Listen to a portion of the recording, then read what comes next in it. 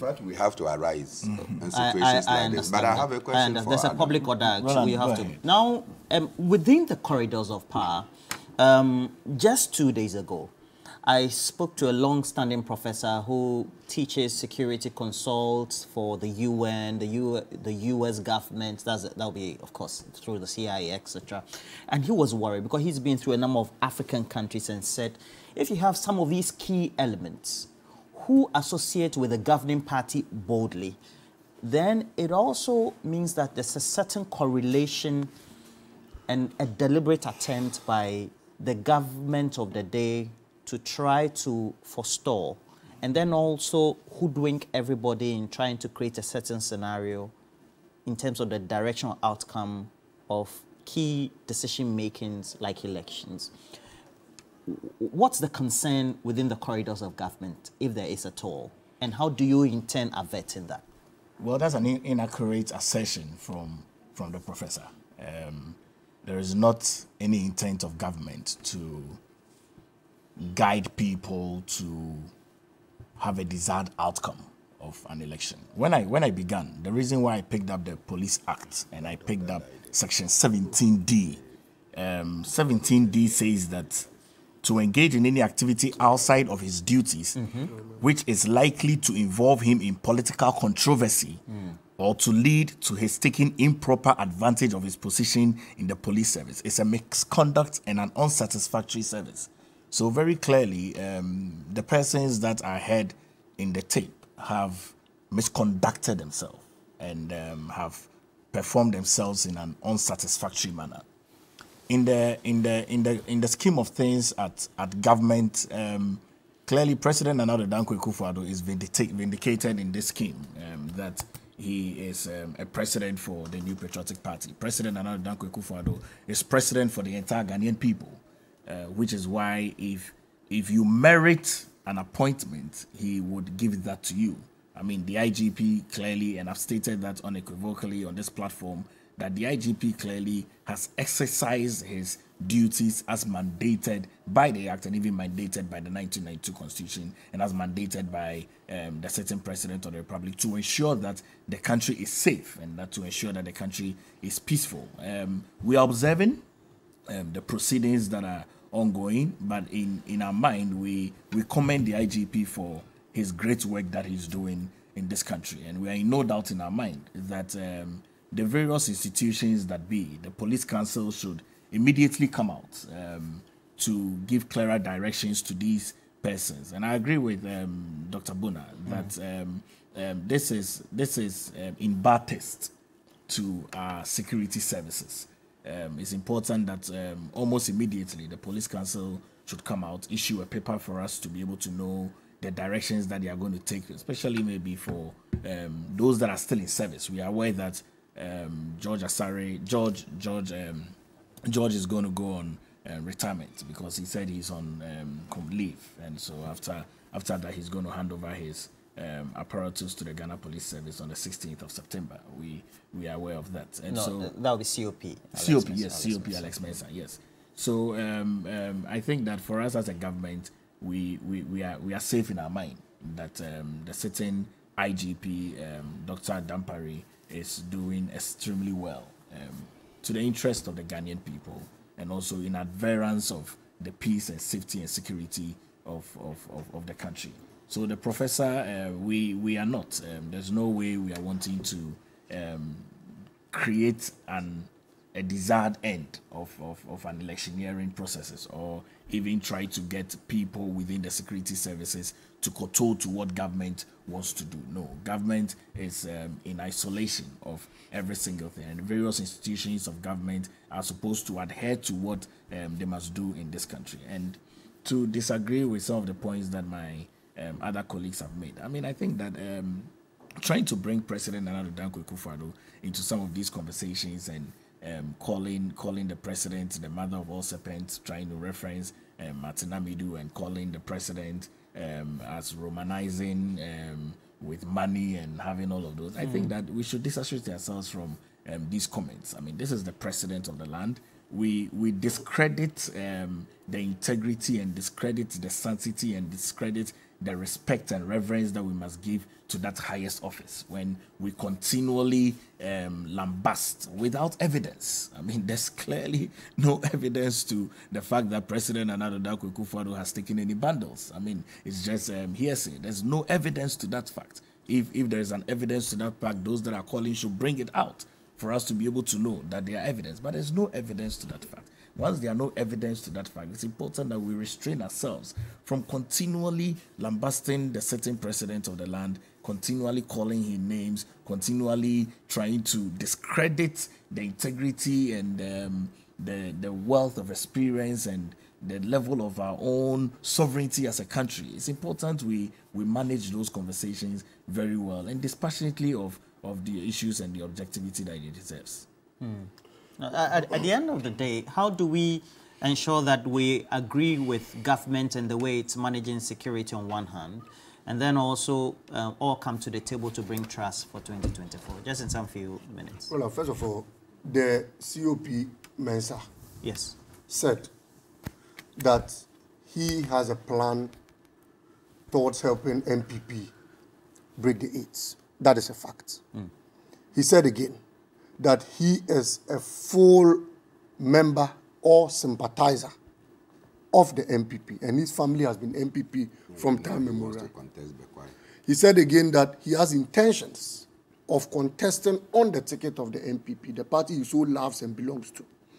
He said again that the MPP can never break the 8 unless they make him, COP Mensa, IGP. Then he said again that the MDC should never be allowed to come into office, and that over his dead body should the NDC assume office as a government in this country. All these things he has said, we tied on to him, and nobody has blamed President Akufo-Addo for his words on the committee. Where we bring in the president is the fact that there is precedence that has guided COP Mensa into making these irresponsible comments. Like one, if the president had penalized DSP Azugu, COP Mensa would have known that this is a man who does not believe in the politicization of our security services. But he left him off the hook. Colonel Opoku was later even promoted. Why? After Techima and South killings, has a single officer been prosecuted on this land? The president has the sole responsibility of ensuring that all these actions are brought to book. The vice president, Dr. Wamia, chairs the police board. Is he telling me that he's been unable to identify the police officers who perpetrated all this violence? And so we are bringing the president in because he has sat down, he has allowed for some of these irresponsible things to happen in the past, and he must be held responsible because these actions have given guidance to these COPs to make comments of this sort. Why? The COP admitted that he had been in conversation with the general secretary of the MPP, and they had been planning on how they were going to break the 8. And he had cautioned him that if they do not change Dampare, he never said for a second that the president trusted that Dampare was against him. He said the president thinks Dampare is an MPP man, and that he sits here. He named the mother of Dampare, and further even stated that Dampare was a Voltairean, and so, I mean, from all indications, Dampare belonged he said OT. to OT region. And later he said Dampare is a Voltairean. He made that clear and said he belonged to the NDC. These are high treasonable comments. And that is why I agree entirely with Dr. Bona that these particular actions should even be taken when these officers are on interdiction. They ought to be interdicted because it's surprising that after appearing before the committee, he leaves there and drives straight to his office. Remember that he superintends over a command. And if he decides to pollute the minds of all these people, then it has dire consequences on our security agencies. Where we finally robe in the president is the fact that monies have been mentioned in this audio. And no matter what it takes, we will go the extra mile of invoking the powers of the special prosecutor. You sit here and you say we haven't provided any evidence. The first video evidence we provided, you media people said he took those monies before assuming office. Now, the one who has brought the case against you, Bugri Nabu, in the tape, emphatically said he took the first tranche of money to see the big man. And that on the second note, he would top up, increase it, make it juicy, and present it to President Akufo-Addo again. If President Akufo-Addo thinks that the monies didn't get to his doorstep, it's incumbent on him to come out and admit and speak to it. Either he disassociates himself or he agrees to it. Why? In Elias Matthias' tape, didn't the president swear every oracle on this land that they were going to sue Al Jazeera? Yes. Didn't the president say they were giving them 100 days and that he had no association to those bribes that were taken in that video? Didn't they say it? We actually have they gone to court? Yeah. Koy Suman, the president's lawyer, has been wallowing on Twitter.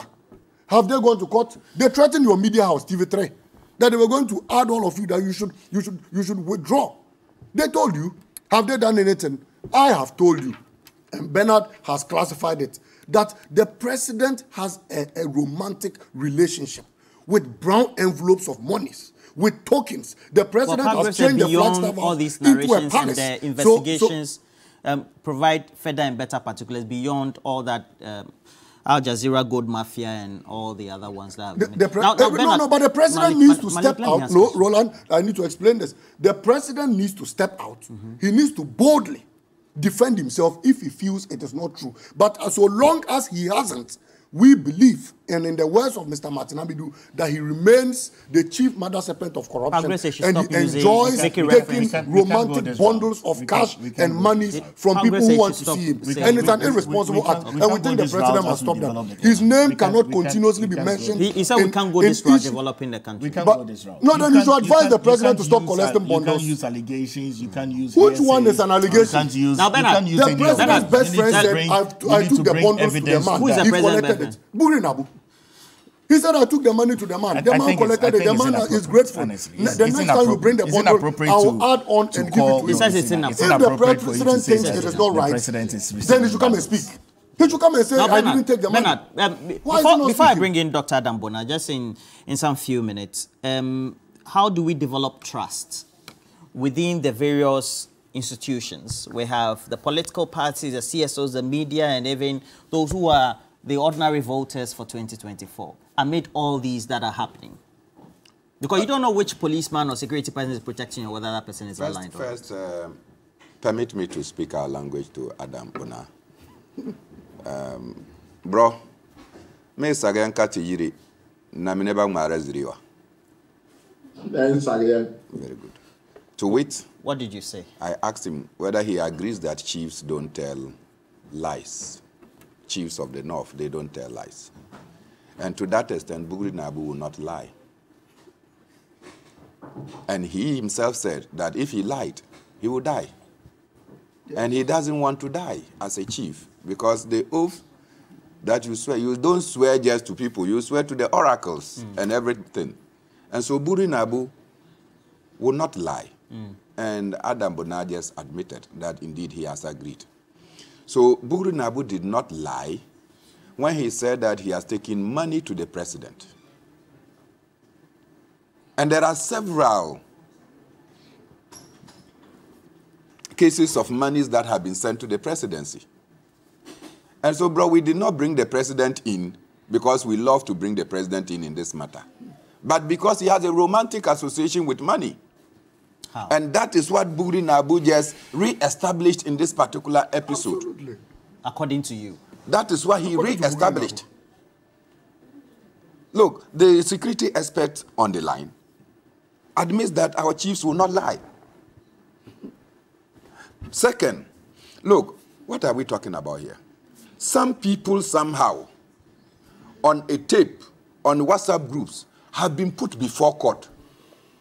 The main suspect, Dr. Frederick McPam, died in the custody of the police. Oh, so sad. You know that, somewhere in March. We're still keeping these people, and today we have people that are organizing coups to overthrow our democracy in a manner that is even more violent. Where's the coup? Telling us that no political party should win elections and that they are going to ensure, when they are appointed, that Dampare cannot lead them to ensuring victory. What does that mean? Is that not a coup d'etat on our constitution? Clear. Is that not a coup d'etat? So I'm saying that coup d'etats are working free. Absolutely. Asari and what's his name? George Mensah are working free. Free men. And still hoping to go and contest and take over from Joe Wise. Can you imagine? And we are sitting here, and then we are here talking smoothly and nicely, and all of a sudden, it is about the IGP is not working well with COP. So who says that in this particular interrogation, it is the police service that is under investigation? It is about your uncontrolled desire to want to become IGP. Look, the highest point in the police service is to get to a commissioner of police. Yes. Beyond that, any other thing that is added is appointment, right? And so you have gotten to the apex of policing, and you are not satisfied. You want to do what? You want to become IGP. In our language, okay. To wit, if your enemy's millet is good, and you say that you don't agree that the millet is going to get a bomber harvest, when it's time, he will go and pick his harvest. IGP Dampare is IGP. George Mensah, you will not be IGP. Whatever skin pain you have, you will go home with it. Okay. Dr. Bona, as you make your last commentary on this, we also do know that all these are happening within a period where we have the minority also saying that the police seem to be stampeding their rights as enshrined in the Constitution to be able to demonstrate with a lot of technicalities as enshrined within the law. Of course, using the Public Order Act, etc. And it's in relation to this Bank of Ghana Occupy protests. How do we put all this together to say that this is what the police is doing to ensure that it wins public trust and that the demonstration should still go on and they should allow people to vent their spleen just because to demonstrate is allowed in the Constitution?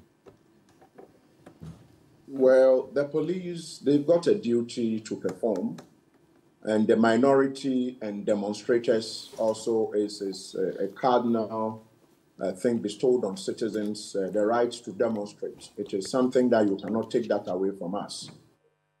Be that as may, what I will say is that it is the beauty of democracy. We are not fighting. I don't think the minority and, you know, the demonstrators, those who, let me be honest with you, I would wish that the Bank of Ghana governor resigns.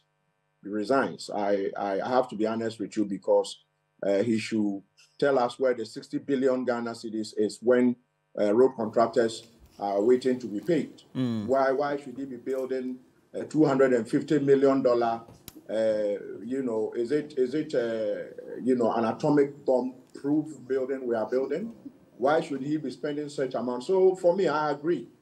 But probably it is the manner. We must agree that that area is a security zone. Okay. The fear, if you ask me, is that if we are not very careful and miscreants join the you know, good-hearted demonstrators who want to picket and demonstrate for, so that they speak for all of us, those of us who feel that things are not going well, if they join them and there is any rioting, we should remember, you know, we've had riots in the past, before independence. If we are not careful, where we are today, the economy is hard, you know, cost of living is gone up, and that area is a security zone. So if we are not very careful and demonstrators begin to riot, and we are not prepared to counter them, we are going to have a serious situation at hand.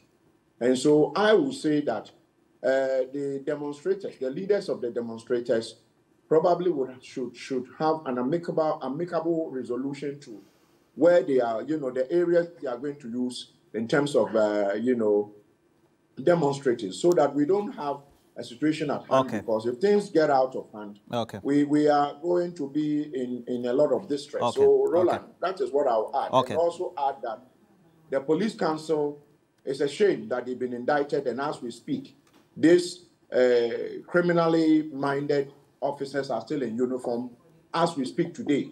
And my brother, what's the name? Palgrave read the CI-76, a portion of it that says this is, and there are several portions that these guys have breached. Unless, of course, it's an animal farm setup we are where some animals are more better, or some, others are better than the others. All right, thank you. With alacrity. Thank you very much. Okay. And Malik, just 2 minutes on this demonstration, then what your side feels to be, and then also, of course, Arise Ghana seem to think that the police is hindering them to demonstrate. Just 2 minutes. You see, the bottom line of this whole BOG issue is that, one, it is a fact that the Bank of Ghana in 2021 alone printed over 44 billion and doled out to the government of Ghana, because the government, under the leadership of Nana Akufo-Addo and Dr. Bawumia, who heads the economic management, the demonstration and the hindrance, stated that they did not have money and they needed money. Number two, in 2022, the Bank of Ghana added over 28 billion to them, printing a total of close to 80 billion to the government of the day. Two, it is a fact that the Bank of Ghana has breached Section 32 of the Bank of Ghana's Act. And in all the clauses breached by the Bank of Ghana, the minority, in collaboration with Arise Ghana, intended embarking on a demonstration. Yesterday in at court, the court called for an in-camera discussion. And the judge pleaded with both parties to calm down so they get to the bottom of it. Yesterday, the lawyer, Edujita Makulu, raised very critical concerns with the procedures that were being used by the Ghana Police Service. And indeed, before the eyes of everyone, it appeared that they had breached a lot of procedures and their application was totally flawed and could not stand the test of time. We only postponed because we cannot be fighting a governor who has breached rule of law in this country. And then we also go out there breaching rule of law by demonstrating. So it's only been rescheduled. It hasn't been cancelled. We've rescheduled it to the 12th of September. No matter how long it takes, Governor Addison must go down together with the President Akufo-Addo and Dr. Bawumia, who heads the economic management team. They will go down when their time is due. Dr. Addison's time is due. And immediately, he must step down, he must resign. In 2024, when President Akufo-Addo and Dr. Bawumia's time is due, constitutionally, they will also go down. Governance and security spokesman, what do you make of all this? To be honest, they say the police is... Roland, I am entirely disappointed in the NDC and entirely disappointed in the minority side of the NDC in Parliament. Because, when we are talking about issues in this country and you want to ensure that the right thing is done, I don't think the first approach should be to hit the street. The NDC is clearly showing the Ghanaian people their character and their persona. Is the chief of I don't think so. Oh. I was surprised to have heard that the minority leader is going to be on the street to demonstrate, a former deputy minister for finance. He cannot demonstrate. I don't mind his demonstrating, but as a legislator, as part of the arms of government, I think that there are proper channels within which you can be able to engage the processes of a removal of a governor. And we should be very, very mindful and guided in the manner in which we attack public officers. We should be very, very guided. Roland, this country is still an organism that is growing. We should be minded with the precedents that we set. That does not remind us of the yesterdays. We should be extremely guided. I am surprised that the NDC in 2023 is wanting to oust a certain governor who, in accordance to the 1992 Constitution, is appointed, who is ensuring that the fiscal policy of this country is going very well, and they are wanting to oust that governor through a demonstration. I mean, I think that the intellectual capacity of the NDC is gradually becoming very low. They don't have I'm not saying that. They should. That's not what I'm saying. They should elevate the conversation. You are in Parliament. You have a right to call the governor to come to the floor of the House. You have a right to question the governor intellectually. I think that those are the expectations of the Ghanaian people. As far as that is even my expectation as well, that the NDC side of of minority would not want to hit the streets. They would want to invite the governor to come to the floor of the House. Nothing prevents you from doing that. All right. Bernard, you're very well versed, based on my experience also with you in demonstrations. Times pass, let my vote count. There were all diplomatic processes, etc., to go through all those grievances to make sure objectives are met. But today, Fargraves says, don't demonstrate, use proper channels. Well, I can appreciate that he's a young man, and therefore he has not followed most of the things that have happened in our history and probably in global affairs.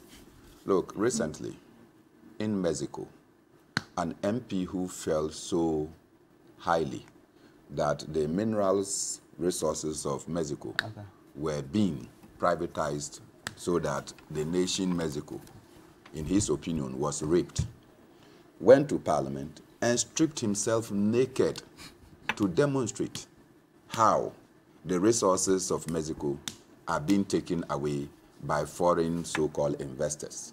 That is demonstration. You're not telling me that that Mexican MP does not know his what about.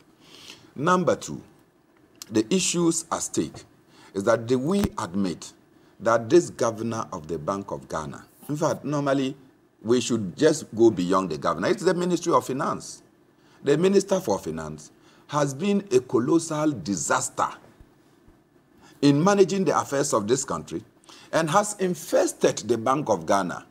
Because if the Minister for Finance did not run down the economy, the Bank of Ghana would not be tempted to print in excess of 77 billion for the for the ministry.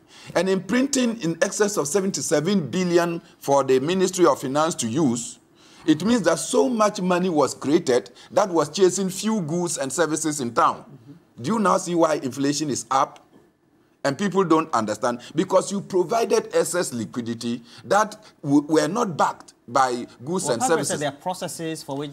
Don't worry about processes. If you have backward processes, they are still processes. So in this instance, this Ministry of Finance has led the Bank of Ghana into this deep ditch. As we speak, the Bank of Ghana has run a loss of excess of 60.8 billion. Right? The negative equity simply shows that we have run our reserves down by 44 billion.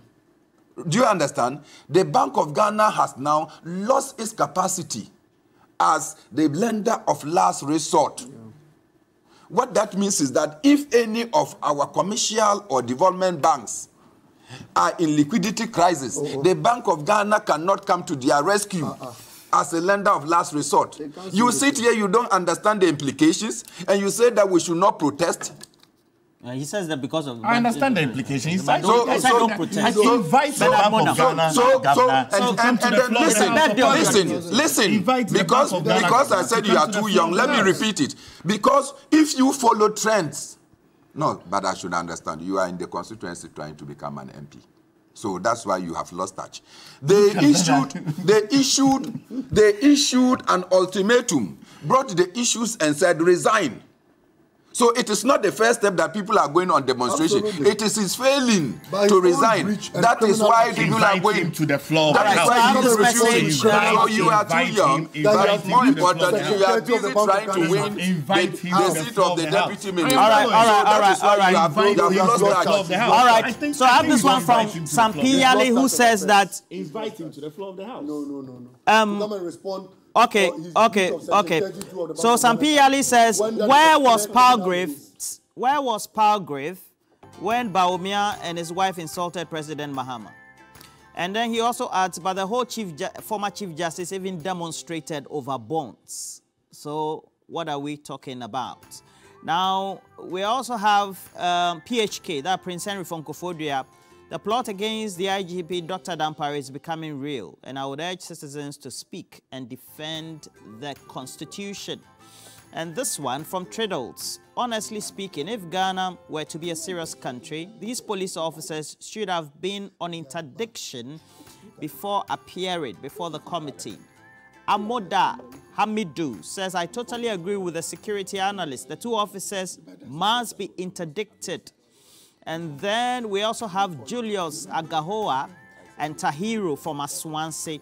The politicization of security service, most especially the police service, is something the whole country should be worried about.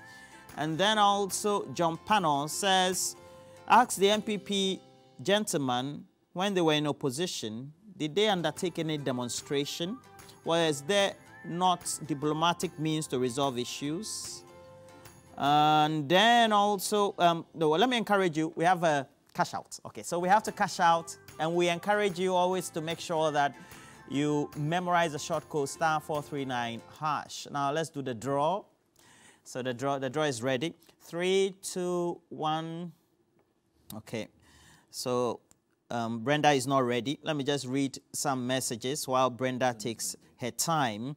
Blueprint writes from Isikado Kitan, says the president's appointment to the Supreme Court downward is being motivated solely by the government commitment to the rule of law. Therefore, it is misinformation by JM and NDC to suggest that the government has stacked the court to avoid accountability. Says good morning to Honorable Charles Bissio, he says. And then we also have, can we do the cash out now? I'm waiting. Okay, so we're working on it. So while we work on it, we wait for Brenda, our director. All what these police officers and the recruitment chief in command, Bugri Nabu, are doing is more to be called treason. And that's from Edem, from Tema. We do have more as well coming in. But, well, Seydou Salaga says, don't worry at all when those who have access to the taxes of the poor people live lives of luxury. Seydou from Salaga. And then we have Awudu Kalio. I hope this is not a calculated attempt to fire the IGP. We've been assured by Palgrave, Kalio Manwa, that it's not going to happen. And then Alhaji Hamza Pikfam, in my humble opinion, COP Bensa and the superintendent want to divert the findings and work of the committee. We're taking a break. When we come back, we have cash out for you.